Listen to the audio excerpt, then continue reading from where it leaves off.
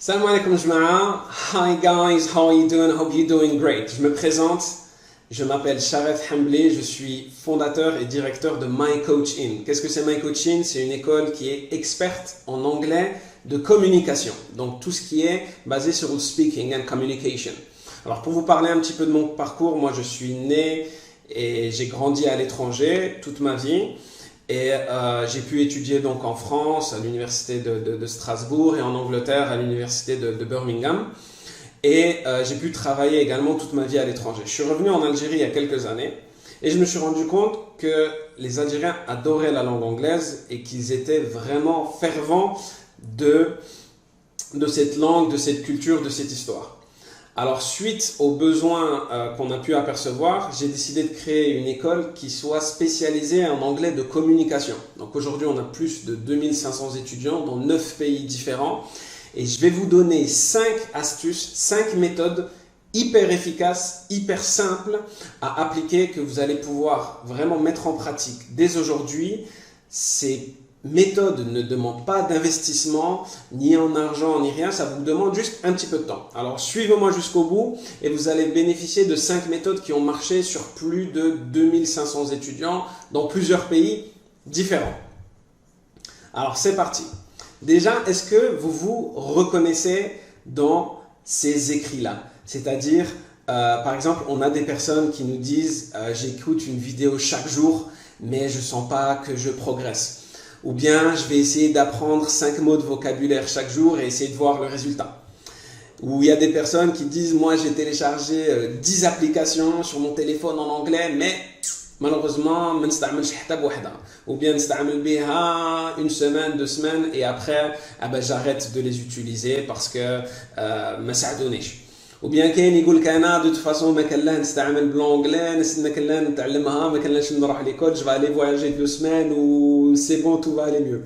Donc on a beaucoup de gens qui utilisent beaucoup de méthodes, mais est-ce que ces méthodes-là, ces solutions-là, elles sont efficaces?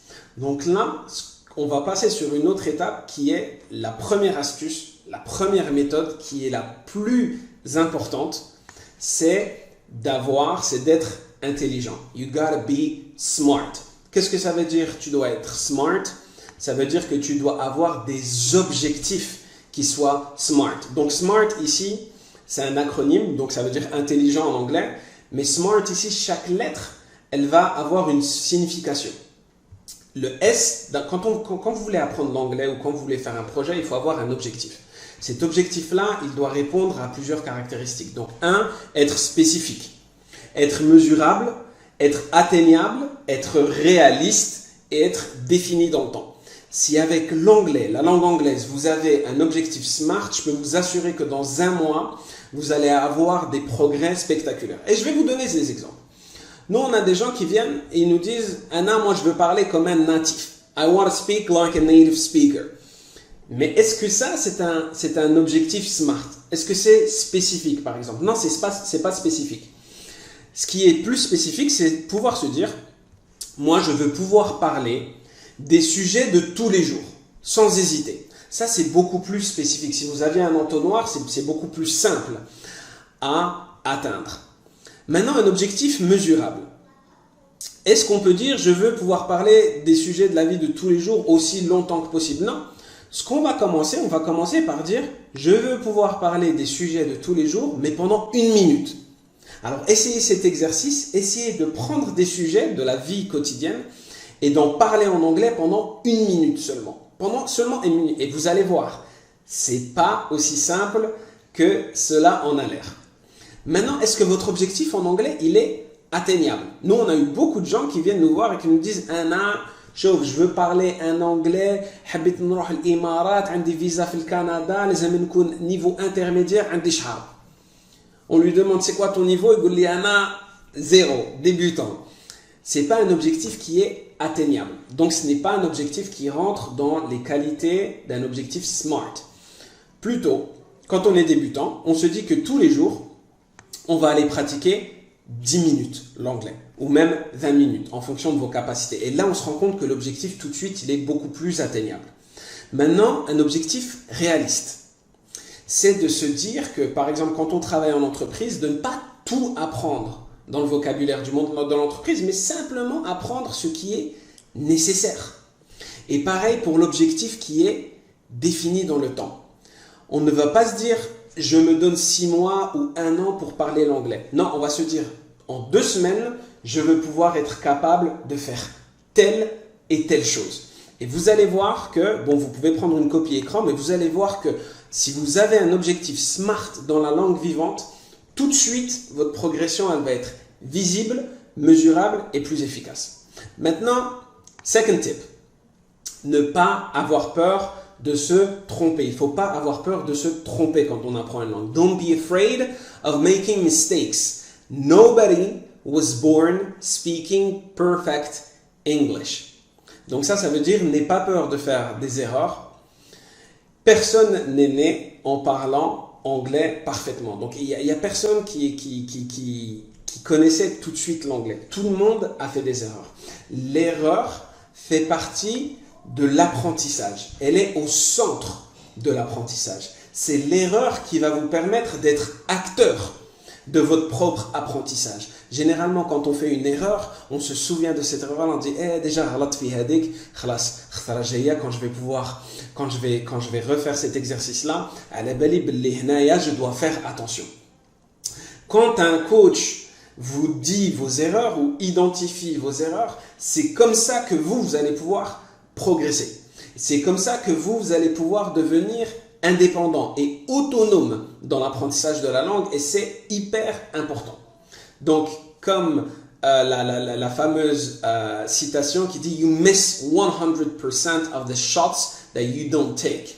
Donc, on loupe 100% des choses qu'on ne tente pas. Donc, le premier tip, la première astuce, c'est avoir des objectifs SMART. La deuxième astuce, c'est de ne pas avoir peur de se tromper et de faire des erreurs. Maintenant, c'est quoi la troisième astuce? On va voir ça. Alors maintenant, la troisième astuce, c'est... Alors, on va remettre la diapo 7, voilà. C'est de faire des choses qui nous plaisent. Have fun. Fais ce que tu aimes. Par exemple, moi, je suis fan de basketball. Moi, comment j'ai appris l'anglais? Beaucoup de gens me disent « Ouais, mais toi, Sharef, est-ce que tu es parti l'Angleterre, donc c'était plus facile ?» Ah non, moi, j'étais bilingue avant de partir en Angleterre. Avant même de partir, j'étais bilingue. Pourquoi? Parce que j'étais fan de basketball. Par exemple, moi, je suis fan de NBA, je suis fan de basketball, donc je regardais toutes les actualités, les vidéos sur YouTube, je regardais tout en anglais. Je me suis immersé dans la langue. J'ai fait un bain linguistique. J'avais un environnement francophone, mais je faisais tout en anglais. Donc, je regardais des vidéos de basket en anglais, je regardais des interviews de joueurs en anglais. Et ici, c'est quoi? C'est la passion. C'est faire quelque chose qu'on aime. Parce qu'aujourd'hui, des fois à l'école, quand on va vous apprendre la langue, on va vous parler de choses qui ne vous plaisent pas, qui ne sont pas dans vos centres d'intérêt. Mais si vous savez que par exemple, vous aimez la cuisine, rien ne vous empêche de regarder des recettes de cuisine en anglais.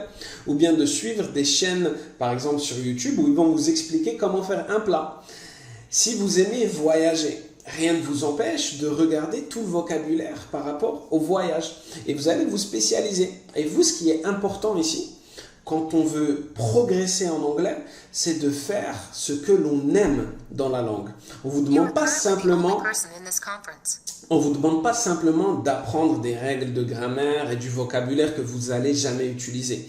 Le but, c'est de faire ce que vous aimez. Donc, si vous aimez le football, regardez du football en anglais. Si vous aimez la cuisine, regardez des chaînes de cuisine en anglais. Si vous aimez voyager, il y a énormément de blogs, de vidéos par rapport à ça. Et ça, c'est le troisième conseil. Maintenant, apprendre en s'amusant, on sait que le jeu, il s'adapte. C'est-à-dire que nous, quand on voit un enfant jouer, c'est l'enfant qui adapte le jeu à sa propre personne. On adapte les règles, on invente des règles, on enlève des règles, et c'est ça qui est important. C'est de prendre la langue de l'anglais comme un jeu, en fait, et de se dire, moi, j'aime telle chose, et je vais l'apprendre en m'amusant. Pourquoi? Parce que ça va vous créer du plaisir. Et quand on a du plaisir dans une chose, mais il faut que tu l'ouartes. Mais il faut que tu... On se dit, ah ouais, ça fait déjà 2 heures l'année, c'est super. Pourquoi on voit que les gens, par exemple, ils peuvent passer 2 heures à jouer aux jeux vidéo et à regarder par exemple des vidéos? Parce qu'ils prennent du plaisir à le faire. Et c'est pareil pour l'anglais. Il faut que vous trouviez qu'est-ce qui vous fait plaisir dans cette langue-là et y travailler à fond. Maintenant, les prochains conseils que je vais vous donner, on en a déjà donné 3. Avoir des objectifs SMART, ne pas avoir peur de faire des erreurs et apprendre en s'amusant. Maintenant, les 2 prochains conseils que je vais vous donner, ils sont parmi les plus négligés, mais pourtant ils sont hyper efficaces. Et ça, c'est ce qu'on a pu apercevoir avec les milliers d'étudiants qu'on a pu coacher. Ce conseil numéro 4, c'est de créer une ambiance smart.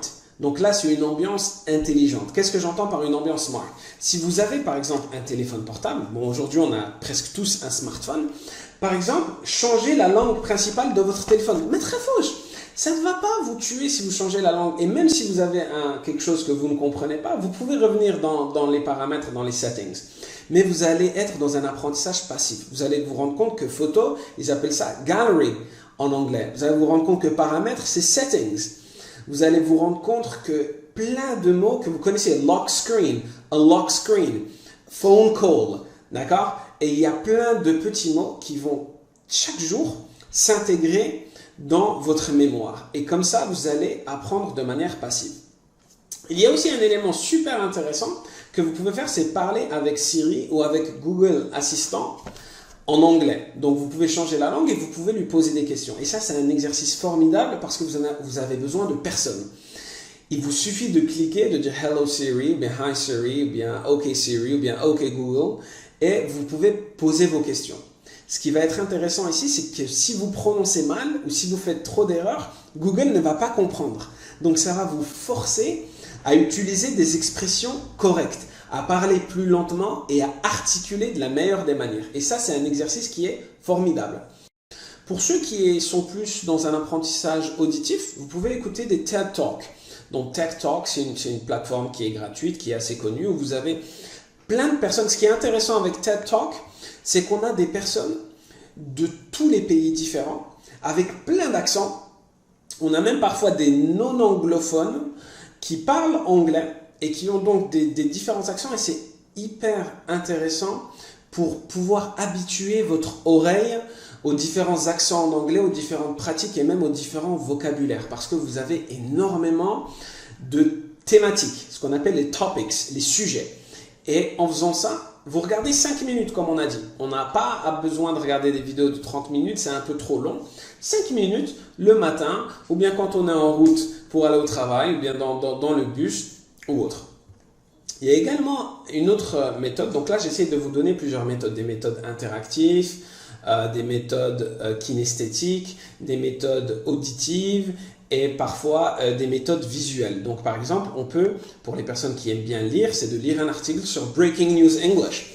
Breaking News English, qui est excellent avec ce site-là, c'est que vous pouvez choisir votre niveau en anglais. C'est des sites qui sont gratuits. Vous avez un article et cet article-là, vous pouvez le lire à plusieurs niveaux différents. Donc, vous pouvez choisir le niveau beginner, débutant, et vous pouvez aussi choisir le niveau advanced. Et en plus, ils vont vous donner des exercices d'écoute, des exercices de vocabulaire pour justement perfectionner votre anglais. Donc, n'oubliez pas, le fait de créer une ambiance smart, qu'est-ce que ça veut dire? C'est d'utiliser tous les outils technologiques qu'on a à notre disposition, l'ordinateur, le téléphone, utiliser les applications, utiliser les sites et les mettre à notre service à nous. Et ça, c'est gratuit. Ça prend 1 minute et ça va vous permettre d'entrer dans un apprentissage passif et parfois même actif. Par exemple, si on parle avec Siri, c'est de l'apprentissage actif. Donc ça, c'est le 4e conseil, créer une ambiance smart. Il y a très peu de personnes qui le font. Et celles qui le font, quand on prend un extrait de 1 mois, de 2 mois, de 3 mois et que les compare aux personnes qui ne font pas cet effort-là, on ressent une big difference, huge gap, un immense fossé entre les personnes qui suivent ces conseils-là et celles qui ne les suivent pas. Maintenant, le conseil numéro 5. Maintenant, واحد يقول لي أنا ما عنديش téléphone, ما عندي application, j'ai peur de faire des erreurs, je ne peux pas trouver des objectifs smart et je ne sais pas apprendre en m'amusant. Eh ben, trouvez-vous un partenaire, ce qu'on appelle a learning buddy, donc une personne, un partenaire d'apprentissage. Et souvent, comme je le dis ici, ils ne sont pas bien loin. Ils ne sont pas bien loin. Pourquoi? Parce que c'est généralement même des membres de notre famille. Ne sous-estimez pas le potentiel familial. C'est-à-dire que parfois vous avez une sœur, un frère, des fois même un cousin, un oncle, une tante, un père, une mère, des personnes avec qui en fait vous pouvez essayer de parler avec eux et essayer de faire des mécanismes, des routines d'apprentissage où vous allez parler 5 دقائق, 10 دقائق. Ou bien moi ce que je conseille par exemple c'est chaque jour ou bien chaque semaine de se dire tous les mardis نهضر معاهم le petit déjeuner نهضر معاهم l'anglais par exemple. On dit en anglais 2 heads are better than one. Donc 2 cerveaux valent mieux qu'un. Vous allez apprendre quand vous allez avoir un partenaire, mais vous allez aussi enseigner. Pourquoi? Parce qu'il y a des choses que vous savez et que la personne en face de vous ne sait pas. Et c'est aussi un challenge. Il y a un énorme challenge parce que les personnes qui sont en face de vous, parfois elles vont vouloir faire mieux que vous. Et l'axe, pareil, la personne elle va se sentir challengée, défiée. Donc n'oubliez pas, en anglais on dit souvent que team, c'est l'acronyme pour dire together, everyone achieves more. Donc ensemble, on va tous plus loin. D'accord? Donc n'oubliez pas, généralement, c'est souvent beaucoup plus sympa d'avoir un partenaire, même un partenaire familial. Enfin, presque toujours, ça dépend. Des fois c'est pas facile également avec la famille. Donc n'oubliez pas de vous trouver un partenaire, c'est vraiment important. En bref, pour résumer, le premier, c'est d'avoir des objectifs SMART. Remember, specific, measurable, attainable, realistic and time-bound. Donc spécifique, mesurable, atteignable, réaliste et défini dans le temps. Ne pas avoir peur de se tromper. Vous allez vous tromper. Ça fait partie du processus d'apprentissage. Se tromper, faire des erreurs, c'est une bonne chose. Il faut voir ça de manière positive. Have fun. Faites ce que vous aimez. Trouvez vos centres d'intérêt et appliquez-les à l'anglais. Créez une ambiance smart. Changez, par exemple, la langue principale de votre téléphone. Utilisez des applications bien spécifiques. Parlez avec Siri ou avec Google Assistant une minute par jour seulement. Et le dernier, trouvez-vous un partenaire. Ce partenaire, ça peut être un ami, ça peut être un collègue, ça peut être un membre de la famille, mais ça peut surtout être même un étranger. Ça dépend. Donc, on va tous lire à voix haute. Je me promets d'appliquer chaque conseil donné par Coach Sharef dès aujourd'hui. Et je vous garantis que dans un mois, vous allez voir une énorme différence dans votre pratique de l'anglais. Vous allez être plus confiant, vous allez avoir moins peur de faire des erreurs, vous allez être beaucoup plus fluide dans votre anglais, mais en plus, vous allez progresser. Donc, il va y avoir également ce sentiment d'accomplissement qui va vous pousser à aller encore plus loin. Si mes 5 conseils t'ont plu, alors vote pour moi sur Instagram ou sur LinkedIn et on se revoit très bientôt, Inch'Allah. Merci beaucoup et à très bientôt. Salam alaikum. See you guys. Take care of yourself.